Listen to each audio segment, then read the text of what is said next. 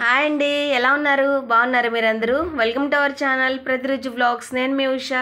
ఇవాళ మా వారి కోసం నేను బీరకాయ పప్పు చేశానండి. తాలింపు పెట్టి మా వారికి క్యారేజ్ పెట్టాలి, దానికోసం అయితే తాలింపు అయితే వేస్తున్నానండి.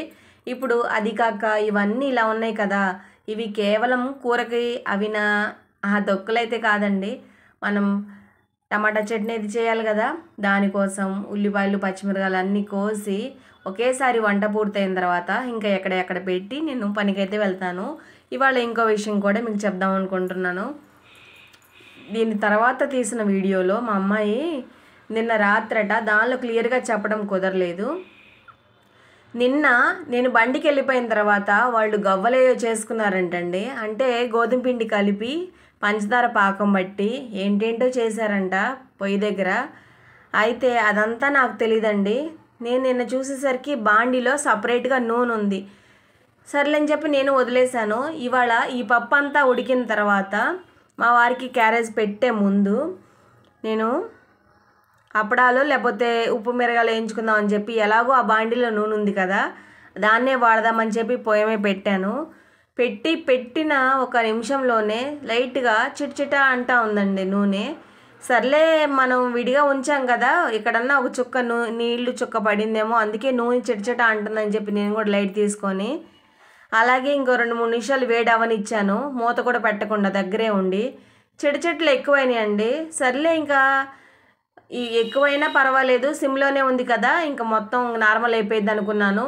ఒకేసారి నూనె టాప్ అని పేలడం మొదలుపెట్టిందండి. మా అమ్మాయి అప్పుడు అక్కడే ఉంది.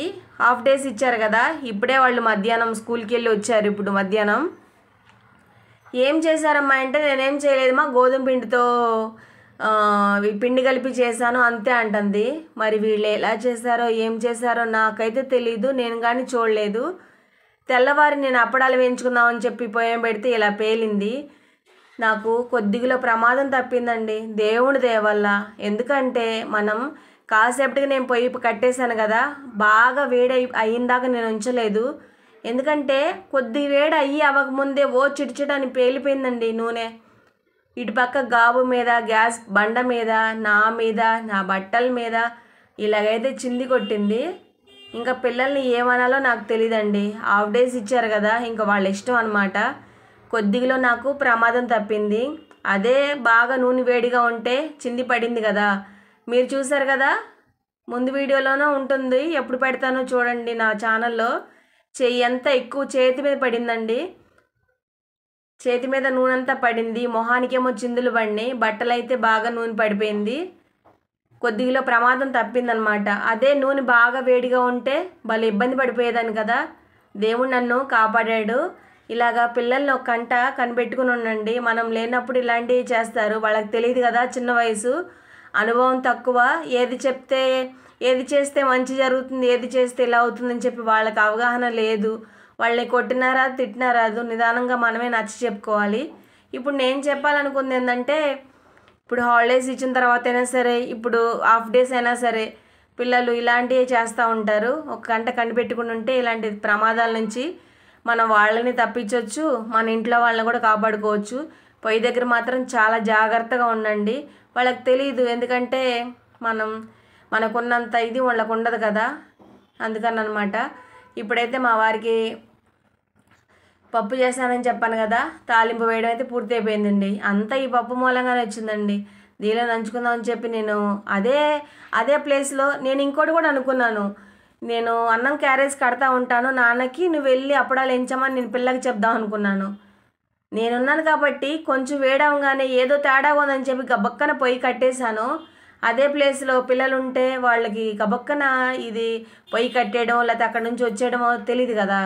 నేను ఇంకా రాకుండా అక్కడే ఉంటున్నా, ఎందుకంటే తగ్గిద్దిలే, అప్పుడే అంత పేలదులే అని చెప్పి జస్ట్ చిట్చిట అన్ని ఊరుకుంటుందని నేను అనుకున్నాను. అదే మా అమ్మాయి ఆ వీడియోలో ఉంటుంది, ఆ రకంగా నూనె పేలుతూ ఉంటే నువ్వు లెగవైంది అక్కడి నుంచి అని. నేనేందంటే తగ్గిద్దిలే, ఇంకంత ఎంతసేపు చిట్చిట అంటుంది, అంతే కొంచెం వేడైన తర్వాత ఇంకా అప్పడాలు వేసి వేపుదామని చూశాను. అక్కడికి పొయ్యి కట్టేయకుండా ఒక అప్పడం వేసానండి. వేసినా కూడా అది ఇంకా టాప్ అని ఈ పెద్ద బుడగలు వచ్చి పేలింది. మరి అసలు ఆ నూనెలో ఏం పడిందో ఏంటో నాకు అసలు అర్థం కావడం లేదు. వెంటనే ఆ నూనె తీసి పడేశానండి. ఇంకా దేనికి వాడలేదు ఆ నూనె. నాకు భలే కోపం వచ్చింది మా అమ్మాయి మీద. ఏం చేయమంటే ఏం చేస్తారు అమ్మాయి మీకు అసలు? ఇంట్లో ఉంటే ఏం అర్థం కావడం లేదు, పెద్దోళ్ళు లేకుండా పొయ్యి దగ్గరికి ఎందుకు వెళ్ళావు నువ్వు అసలు అని చెప్పి నేను బాగా అరిచాను మా అమ్మాయిని.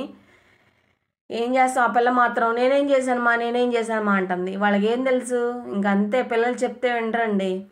మనమే జాగ్రత్తగా చూసుకోవాలి. ఇప్పుడు మా వారి కోసం బీరకాయ పప్పు చేశానని చెప్పాను కదా, ఇప్పుడు టైం వచ్చేసి 1 దాటింది. మా వారు డ్యూటీకి వెళ్ళాడు. ఆయనకి ఒంట్లో బాగాలేదు, 2-3 రోజుల తర్వాత మళ్ళీ వాళ్ళ డ్యూటీకి వెళ్ళాడండి.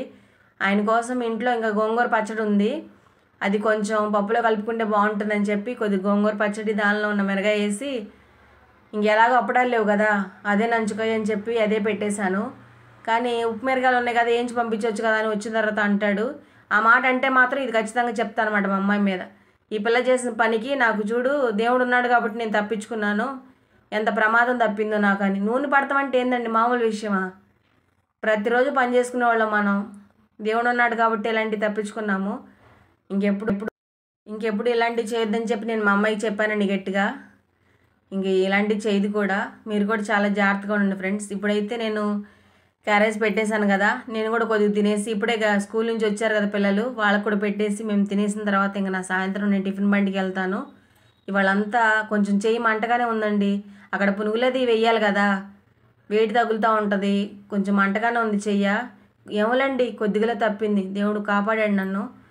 మీరు మాత్రం చాలా జాగ్రత్తగా చూసుకోండి పిల్లల్ని, వాళ్ళకి తెలియదు కదా, మనమే చెప్పుకోవాలి. క్యారేజ్ పెట్టేస్తే మా అబ్బాయి వెళ్ళి క్యారేజ్ ఇచ్చేసి వస్తాడు మా ఆయనకి. ఆ తర్వాత నేను కూడా తిని నా పని అయితే స్టార్ట్ చేస్తాను. ఇవాళ వీడియో ఇదేనండి. బాగా విసుగ్గా చిరాగ్గా ఉంది, చెయ్యి కాస్త మంట పడుతుంది కాబట్టి సరిగ్గా చెప్పలేకపోతున్నాను ఏది కూడా. పప్పు అయితే అయిపోయిందండి. ఇంకొంటానండి.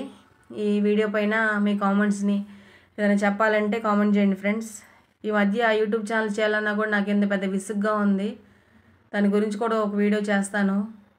డెవలప్మెంట్ లేదని బాధపడుతున్నాను, అందుకోసమే అనుకుంటా. సరేలేండి, ఉంటా మరే. సేవ్ అయ్యాను నేను. బాయ్.